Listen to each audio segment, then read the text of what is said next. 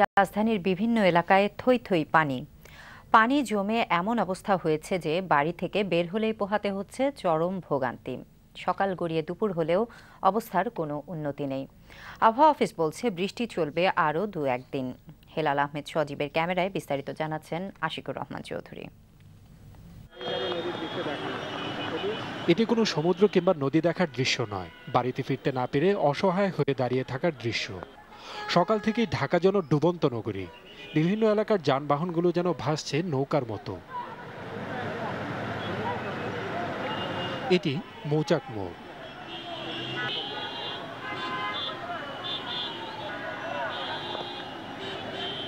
এটি মালিবাগ,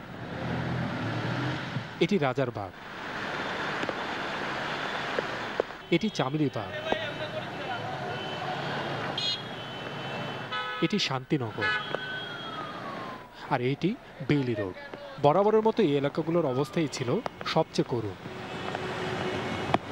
সকাল থেকে যানবাহন সংকট এতটাই তীব্র ছিল যে মানুষকে বাধ্য হয়ে নামতে হয়েছে নোংরা আবর্জনার পানিতে। সবারই চিন্তা একটা, কখন না আবার ডুবতে হয় এই নোংরা পানিতে। এরকম পরিস্থিতিতে অনেক সন্তানের কাছেই সবচেয়ে প্রিয় ও নিরাপদে যাওয়ার উপায়টি ছিল বাবার কাঁধে করে যাওয়া। কাঁধে যেতে আমার ভালো লাগে। কেন ভালো লাগে? কাঁধে অনেক ভালো লাগে। কেন ভালো লাগে? আরাম পাই।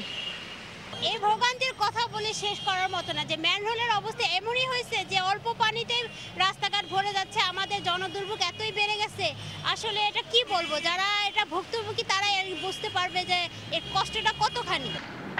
সেই ভোরে জমেছিল পানি, কিন্তু দুপুর হলেও পানি নামেনি দোকান থেকে। অলিতে গলিতে কেবল পানি আর পানি। বাসা বাড়িতে জমে থাকা পানি সরার লক্ষণ নেই একটুকু। আর মন খারাপ করার খবর হলো, আবহাওয়া অফিস জানিয়েছে সারাদিনই ঢাকা ও এর আশপাশের এলাকায় এমন ভারী ও মাঝারি বৃষ্টিপাত হবে যা টানা চলতে পারে আরও ২-১ দিন। স্থলনিম্নচাপ আছে, এটার মুভমেন্টটা খুব স্লো। এটা ওই জায়গাতেই যেহেতু আছে, এটার প্রভাব বাংলাদেশের উপরে পড়ছে।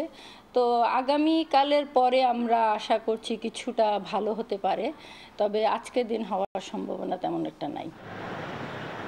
বাংলা সাহিত্যে বর্ষার যে অপার সৌন্দর্য খুঁজে পাওয়া যায় তার ঠিক উল্টোটাই যেন খুঁজে পাওয়া যায় এই ঢাকা শহরে।